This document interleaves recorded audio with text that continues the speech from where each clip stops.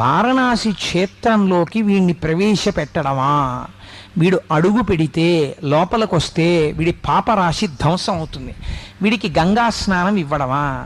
అందుకని వీడిని ఎలా లోపలికి రాణిస్తామని కాలభైరవుడి యొక్క అనుగ్రహం ఉంటే తప్ప లోపలికి రాలేరు. భైరవ యాతనని పొందుతాడు. అందుకని కాలభైరవుడికి నమస్కరించి పునర్దర్శనాన్ని అడగాలి. అయా కాశీక్షేత్ర, అందుకే బయలుదేరే ముందు క్షేత్రపాలకుడు కాబట్టి ఆయనకి నమస్కారం.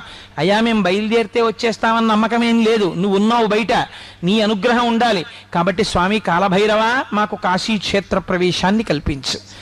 దర్శనం అయిపోయింది, ఎవరు మీకు అనుమతి ఇచ్చారో వారికి నమస్కారం, కృతజ్ఞత చెప్పి అయ్యా నువ్వు మాకు మమ్మల్ని అనుగ్రహించావు, పునః పునః మాకు ఇలాగే దర్శనాన్ని అనుగ్రహించు అని మీరు కృతజ్ఞత చెప్పి బయలుదేరి రావాలి. అది కాశీక్షేత్రంలో కాలభైరవుడి యొక్క శక్తి. అందుకే ఇంటికి వస్తే మళ్ళీ కాలభైరవుడికి ఒకసారి పూజ చేస్తారు. సరే, ఆ కాశీ పట్టణంలో మీరు తప్ప